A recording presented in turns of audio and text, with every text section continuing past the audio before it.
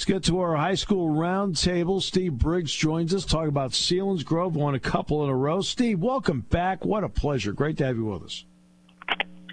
Appreciate it, Steve. How you doing?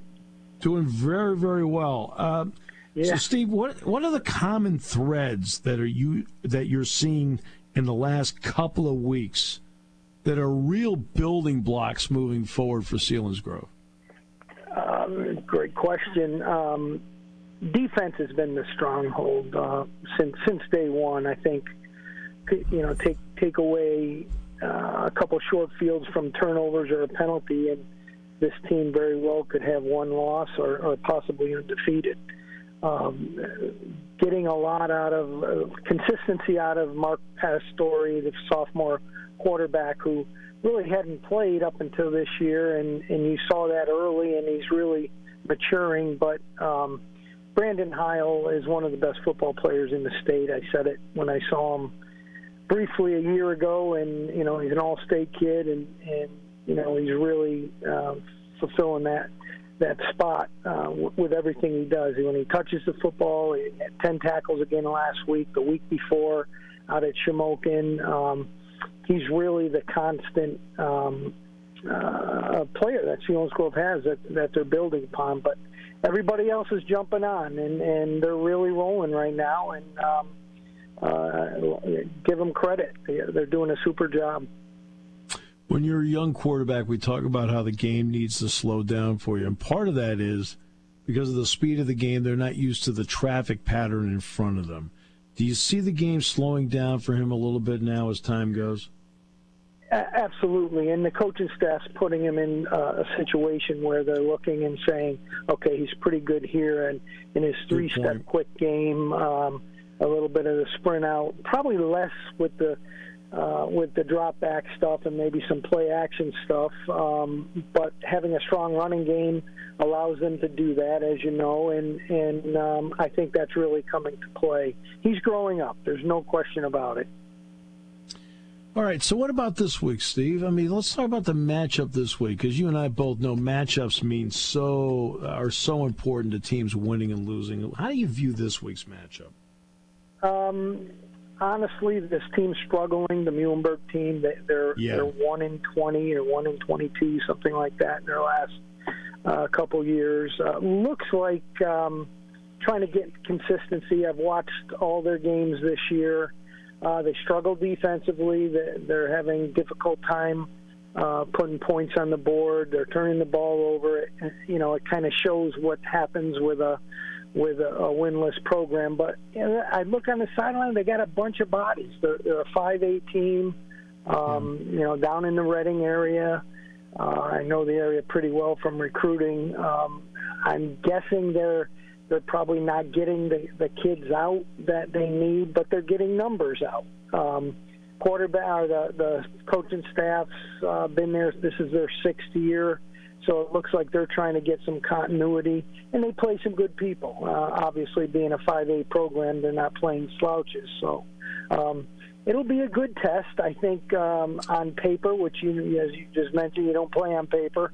But on paper, I think Selinsgrove matches up very well based on what they've been doing.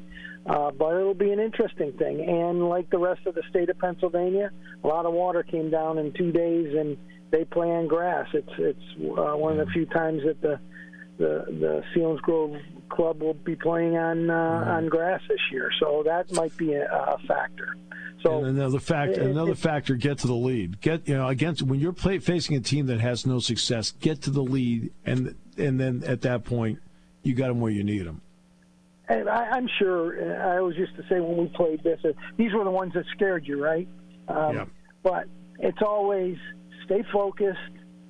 Work on the fundamentals during the week and preach execution, and I think that'll take care of itself. But you don't know. The penalties that may come arise or turnovers, the ball bounces a funny way in this game, and we'll see. But I think knowing this coaching staff that the Seals have, they're harping on that this is the Super Bowl for them. It's a big week, and that's how they'll probably attack it. Steve, a true pleasure. Thank you so much, my friend. Thanks, Steve. Appreciate it. All right, Greg and Chief are both in studio. And I'm going to start with the Chief because I believe this is the first time he's been allowed to talk on radio since we did the roundtable last Thursday. Get the lingerie on the deck. Call the janitor. I got a couple of words in this week, Steve. All right. So there are probably a few things you wanted to say on Friday, but just couldn't get it in edgewise. So this is an opportunity to get okay. No, they won the game last week, which they had to do. So I'm going to actually start the same way I started with Steve, and that is common thread building blocks that you're seeing that are starting to form with Shikellamy. Well, their offense did a great job of holding onto the football for sustained drives. They kept the ball out of the hands of, Executive Education Academy Charter School, and that really was how they won the football game. They did a great job on the ground. Passing game isn't where I'm sure that Coach Kaiser wants it to be, but it looks like we had 3 running backs, and one of them did go over 100 yards, and the other 2 were in the 90s. So that was probably one of the best running game producing that I've seen since I've been doing the games with Kevin. So I think the defense is getting better.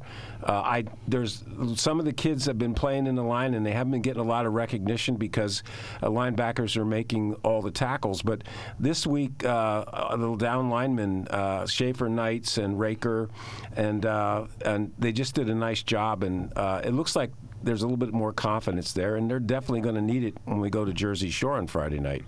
Yeah, no question about that.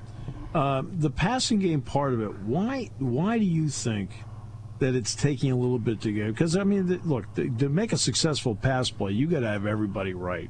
So is it a little offensive line, a little quarterback, a little receiver, combination? What is it? Well, I think you got to say that all 3 of them need to gel. I do know that the Braves threw 2 interceptions as they were going into their end zone, and that probably would have made the game be out of reach earlier. But the line, I thought, did a fair job of blocking for the quarterback. The quarterback had a little bit of difficulty. Instead of threading the football, it was more of a lob. And the other thing is the receivers.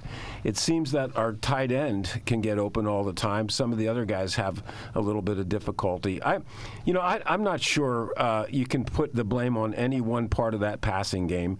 I think what has to happen is that there has to be a couple of what I would say first downs made on passing situations and a couple of touchdowns. Again, I think it has to deal a lot with confidence. I really do. That's one thing that I think we're lacking in that area. So Jersey Shore has been, over the last few years, they've been very, very good. And it's been a tough matchup for Shikellamy. What are a couple of battles that you're going to zero in on that you think are swing matchups in this game?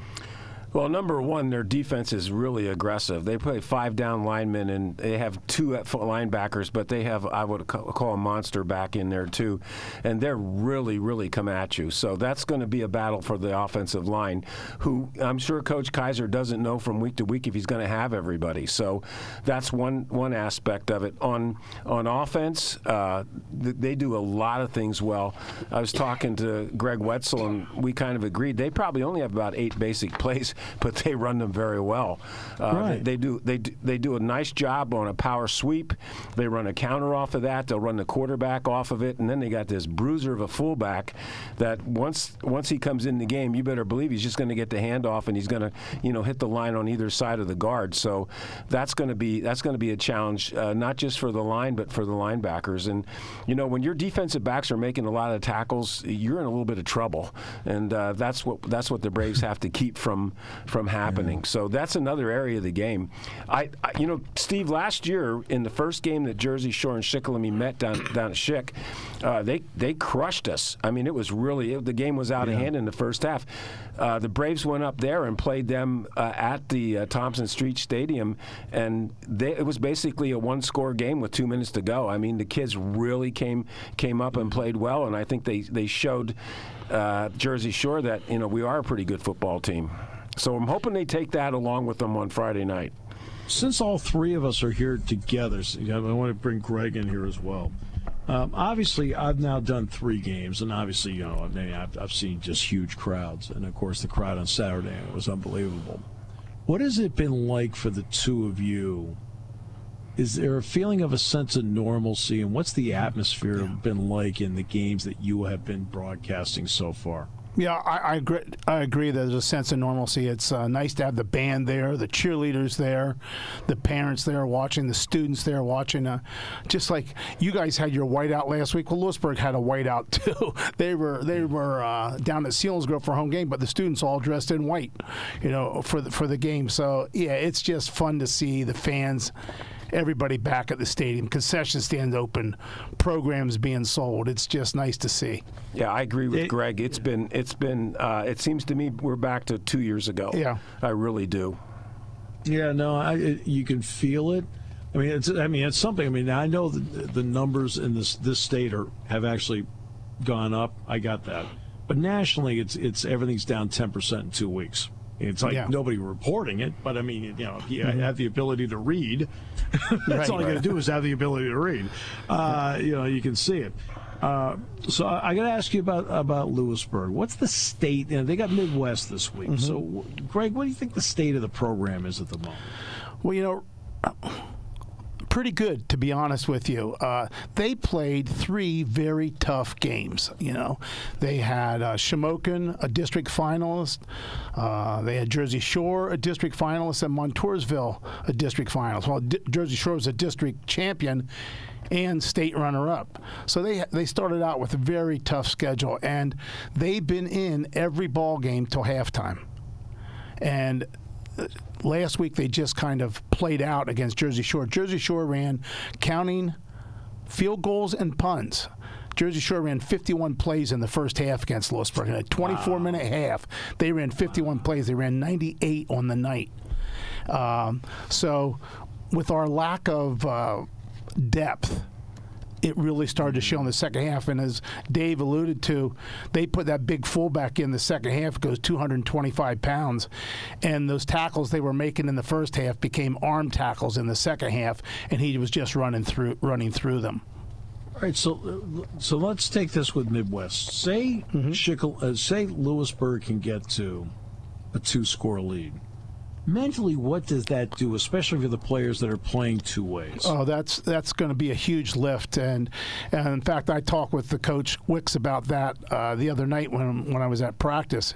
He thinks the first score is going to be a huge determining factor in this game because both teams are winless. Both teams have struggled offensively at certain points in the season, like throwing interceptions, fumbling, that type of thing. So he just thinks that first score is going to be a tone setter for the whole game. Any matchup you're looking at that could be a swing matchup or a couple of matchups that are swing matchups? I think our skill position people are better than Midwest skill position people. I think Midwest line is better than Lewisburg's line. But if we can get our skill position out in the open field, I think those are very favorable matchups for Lewisburg. Okay. Let me take this one step further then. Based on what you just said, now, as somebody who hasn't watched Lewisburg play, is this a team that will throw a bubble screen, get the ball outside, use a receiver as a blocker, and then kind of take the line out of it a little bit? Oh, yes. That's definitely part of Coach Wick's offense. Yeah. Yes. So then that becomes a running play, essentially, for the Green Dragons. That's exactly what it is. That's a running play. Yep. No doubt. Yep. Hey, guys, a lot of fun as always. You know how much we appreciate you guys very much, so thank you. Thank you. No problem. Thank you.